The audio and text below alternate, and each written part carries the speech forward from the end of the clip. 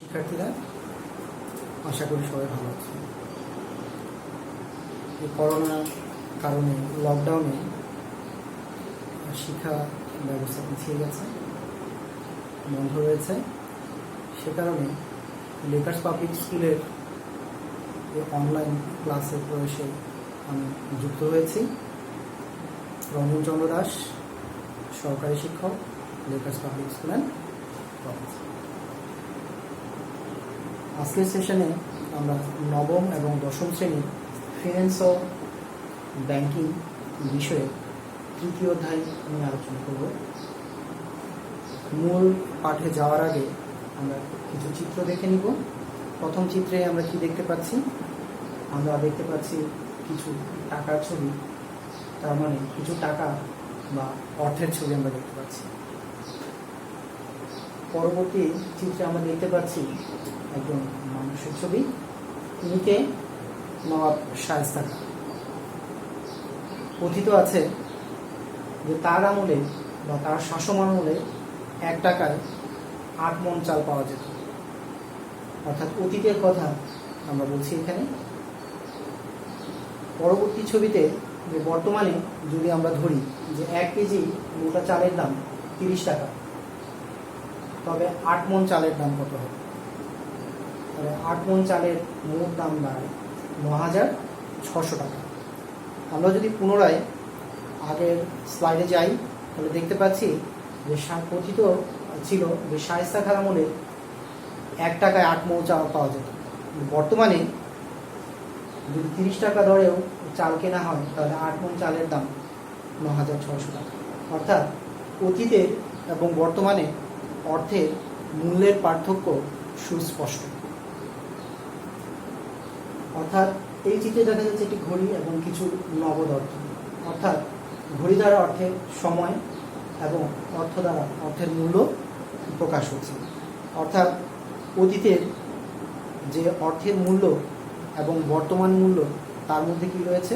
সুস্পষ্ট পার্থক্য রয়েছে। এই অধ্যায় বা এই লেসন বা সেশন শেষে আমরা কি শিখতে পারবো? অর্থের সময় মূল্যের সংজ্ঞা, যে অর্থের সময় মূল্য কি বা বলতে কি বোঝায়, অর্থের সময় মূল্য পরিবর্তনের কারণগুলো কি কি, অর্থের সময় মূল্য নির্ণয়ের সূত্রসমূহ এবং কিভাবে সূত্র প্রয়োগ করে অর্থের সময় মূল্য নির্ণয় করতে হবে। তাহলে শিক্ষার্থীরা আমরা এই সেশন শেষে এই 4টি বিষয় শিখতে পারবো।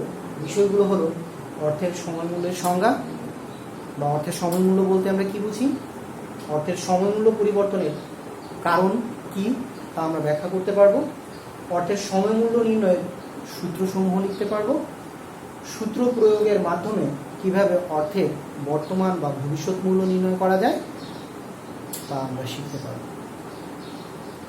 প্রথমেই আসি অর্থের সময় মূল্য বলতে কি বোঝায় বা অর্থের সময় মূল্য কাকে বলে। সময়ের সাথে সাথে অর্থের মূল্যের যে পরিবর্তন ঘটে তাকে অর্থের সময় মূল্য বলে।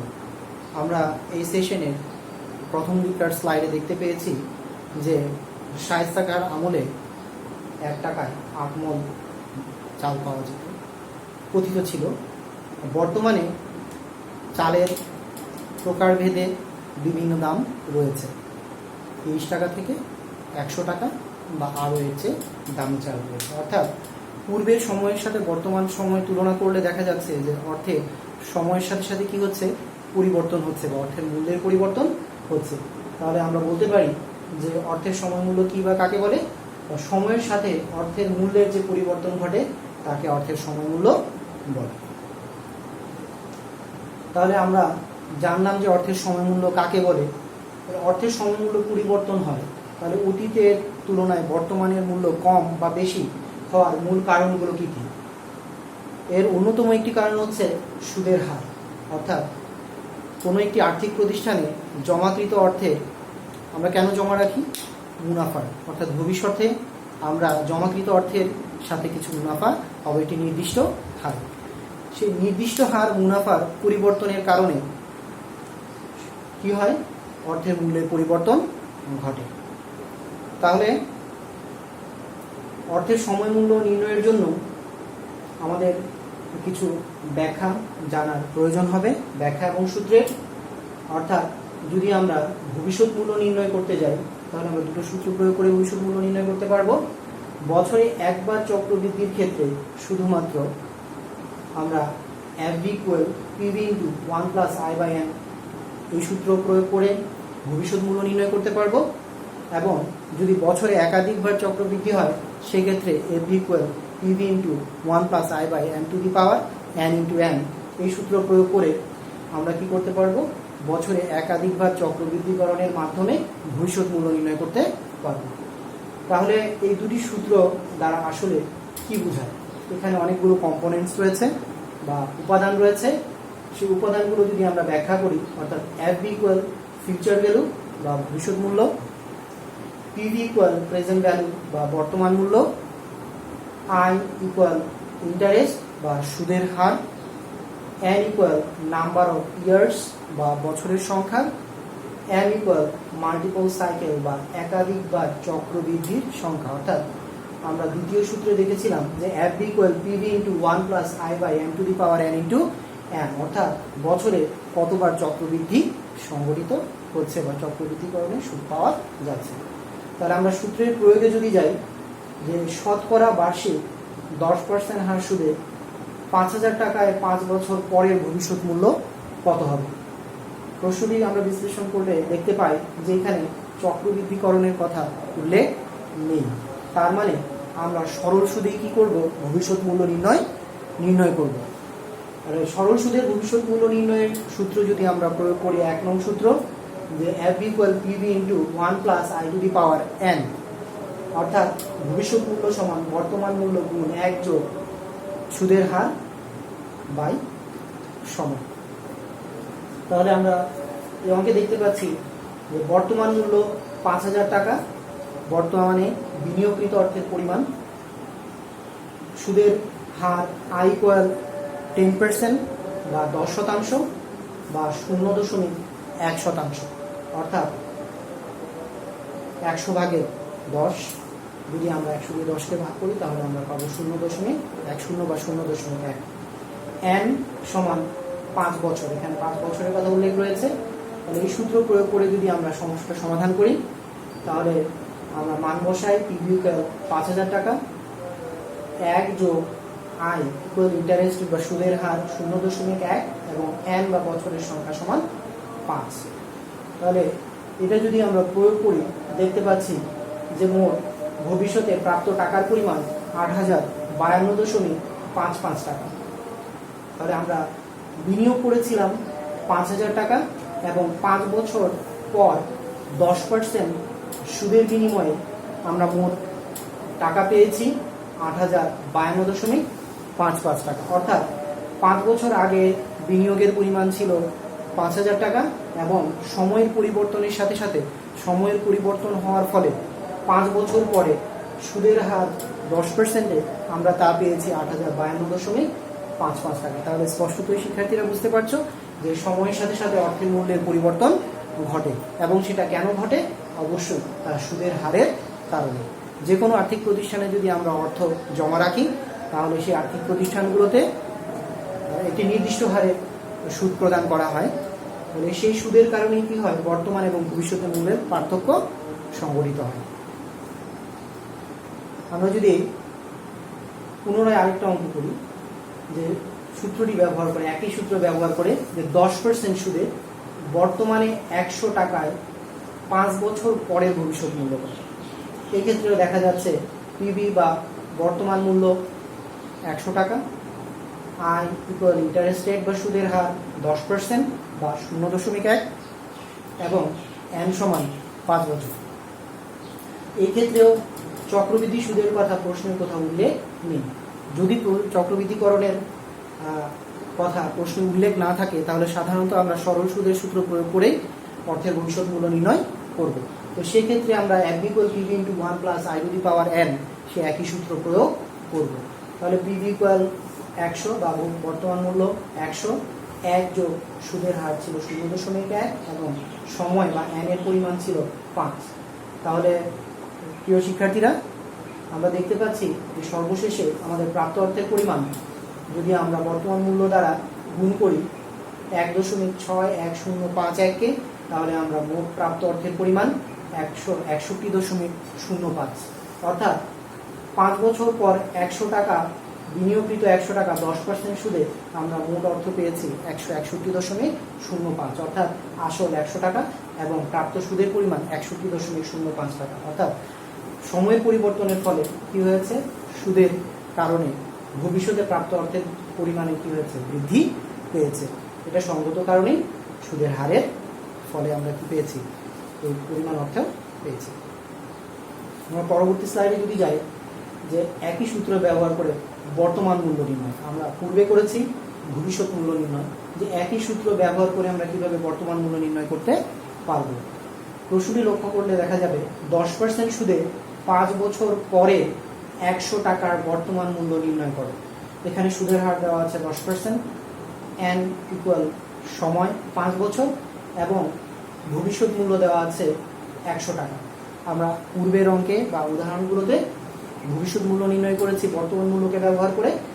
এবার আমরা দেখব যে কিভাবে ভবিষ্যৎ মূল্য ব্যবহার করে বর্তমান মূল্য নির্ণয় করা যায় একই সূত্রে প্রয়োগের মাধ্যমে।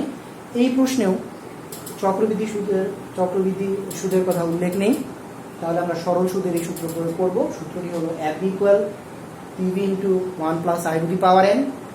তাহলে FB বা ভবিষ্যৎ মূল্য ছিল 100 টাকা, I ইকুয়াল ইন্টারেস্ট রেট বা সুদের হার 10%, অর্থাৎ 0.1 এবং n সমান 5 বছর। তাহলে ভবিষ্যৎ মূল্য 100 টাকা, PV আমরা নির্ণয় করছি বা বর্তমান মূল্য নির্ণয় করছি, এটা কনস্ট্যান্ট থাকবে বা স্থির থাকবে, পরিবর্তন হবে না। তো সেক্ষেত্রে 1 প্লাস I অর্থাৎ ইন্টারেস্টের 0.1 বা 0.1 এবং সময় n ইকুয়াল 5 বছর। তাহলে 100 সমান PV বা বর্তমান মূল্য গুণ 1.1 পাওয়ার 5। তাহলে এটা যদি আমরা পাওয়ার দিই তাহলে পাবো 100 সমান PV গুণ 1.6105 1। তাহলে এটা যদি আমরা স্থান পরিবর্তন করি, যেহেতু PVর সাথে এটা গুণ ছিল, তাহলে এই পাশে আসলে সেটা কি হবে, ভাগ হবে। অর্থাৎ 100 ভাগ 1.6105। তাহলে ভাগফল দাঁড়ালো 62.09, অর্থাৎ PV সমান 62.09, অর্থাৎ বর্তমান মূল্য 62.09। তাহলে যদি আমরা ভবিষ্যতে 100 টাকা বিনিয়োগ করে 5 বছর পর 10% সুদে 100 টাকা পেতে চাই, তাহলে বর্তমানে আমাদেরকে 62.09 টাকা কোনো আর্থিক প্রতিষ্ঠানে জমা রাখতে হবে। 62.09 টাকা জমা রেখে আমরা 5 বছর পর 10% সুদের হারে 100 টাকা পেতে পারি। প্রিয় শিক্ষার্থীরা, আমরা এই সেশনে আলোচনা শেষে যদি মূল্যায়ন করতে যাই, তাহলে আমরা কি শিখতে পারলাম। প্রথমত, অর্থের সময় মূল্য কি, অর্থাৎ সময়ের সাথে সাথে অর্থের মূল্যের পরিবর্তন হওয়াকে অর্থের সময় মূল্য বলে। অর্থাৎ পূর্বে বিনিয়োগকৃত অর্থ ভবিষ্যতে নির্দিষ্ট সময় পরে যে পরিবর্তন হচ্ছে সেটাকেই কি বলা হবে, অর্থের সময় মূল্য বলা হবে। অর্থের সময় মূল্যের পার্থক্যের কারণ বা মূল কারণ কি, অর্থাৎ সুদের হারের তারতম্য।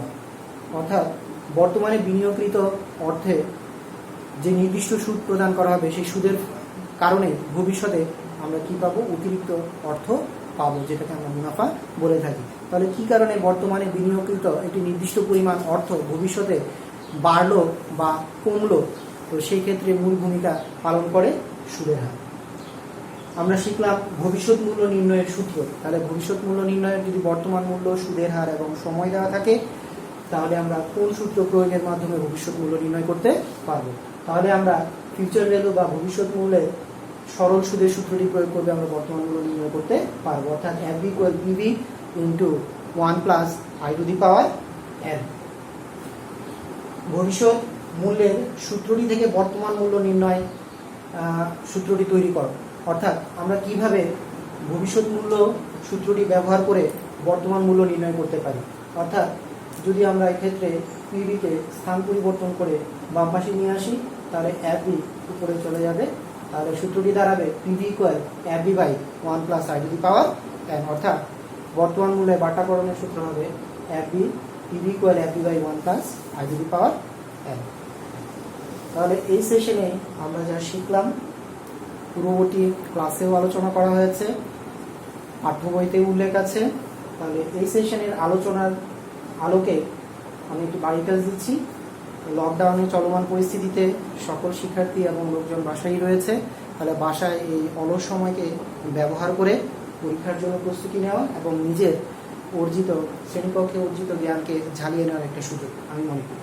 তাহলে এখানে একটি উদ্দীপক দেওয়া আছে যে জনাব ফরহাদ সাহেব তার সঞ্চিত 10 লক্ষ টাকা 10 বছরের জন্য ডাচ বাংলা ব্যাংকে জমা রাখতে চাইলে ব্যাংক কর্তৃপক্ষ তাকে মাসিক 9% সুদ দেওয়ার আশ্বাস দেন। অর্থাৎ তিনি বর্তমানে 10 লক্ষ টাকা জমা রাখতে চান মোট 10 বছরের জন্য এবং ব্যাংক তাকে 9% মুনাফা দেওয়ার আশ্বাস দিয়েছে।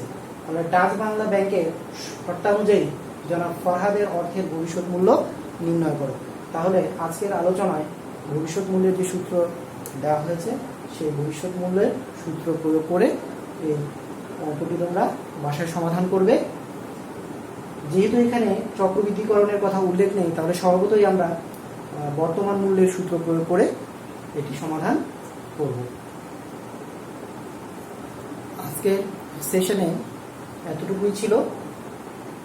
আশা করি সবাই মন দিয়ে দেখেছ এবং বাড়ির কাজটি বাসায় অনুশীলন করবে। পরবর্তী সেশনে যদি কোনো সমস্যা থাকে আমরা পুনরায় আলোচনার মাধ্যমে সমাধান করব। আশা করব তোমরা বাসায় থাকবে, সুস্থ থাকবে, নিরাপদ থাকবে এবং স্বাস্থ্যবিধি মেনে চলবে। পরবর্তী সেশন দেখার জন্য আমন্ত্রণ রইল। সবাইকে ধন্যবাদ।